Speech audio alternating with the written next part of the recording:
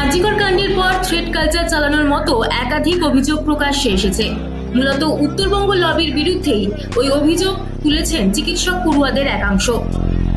এবার thread culture নিয়ে সরাসরি মুখ খুললেন কোচবিহারের MGN মেডিকেল কলেজের ফরেন্সিক বিভাগের এক অ্যাসোসিয়েট প্রফেসর।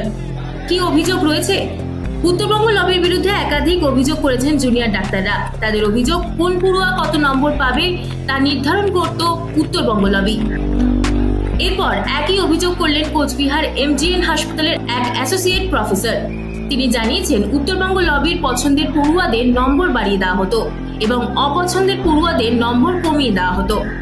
সহকর্মীরা বাধা দেওয়ার প্রথমের দিকে এ নিয়ে মুখ খোলেননি ওই অ্যাসোসিয়েট প্রফেসর। যদিও তারপর সবকিছু উপেক্ষা করে তিনি কলেজ কর্তৃপক্ষ এবং উত্তরবঙ্গ লবির অনিয়মের বিরুদ্ধে মুখ খোলেন। তারপর ওই চিকিৎসককে কলকাতার SSKM হাসপাতালে পানিশমেন্ট ট্রান্সফার করে দেওয়া হয়েছিল। শুধু জলপাইগুড়ি মেডিকেল কলেজের চিকিৎসকই নয়, একই অভিযোগ করেছে উত্তরবঙ্গ মেডিকেল কলেজের জেনারেল সার্জারির এক চিকিৎসক। নাম প্রকাশে অনিচ্ছুক ওই চিকিৎসক জানিয়েছেন, যেসব ডাক্তারি পড়ুয়া টেনে টুনে পাশ করেন তাদের অনার্স পাওয়ার মতো নম্বর দেওয়ার জন্য চাপ তৈরি করা হতো। কথা না শুনলে ট্রান্সফার করে দেওয়ারও রীতি ছিল। এর পিছনে উত্তরবঙ্গ লবির নেতারা যুক্ত ছিলেন বলেও জানা গিয়েছে। তবে লবির কাছের লোক হলেই যে নম্বর বাড়িয়ে দেওয়া হতো এমনটা নয়।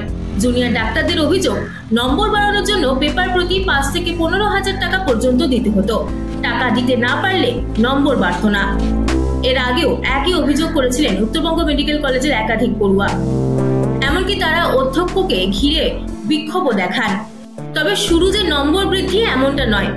হোস্টেল পাওয়া থেকে শুরু করে কার কার সঙ্গে মেলামেশা করা যাবে তা নির্ধারণ করে দিত উত্তরবঙ্গ লবি। পড়ুয়াদের অভিযোগ, উত্তরবঙ্গ লবির সঙ্গে যুক্ত দাদাদের কথা না শুনলে হাসপাতালের টিকা দায় হতো। এমনকি রেজিস্ট্রেশন বাতিল করার মতো হুমকি দেওয়া হতো।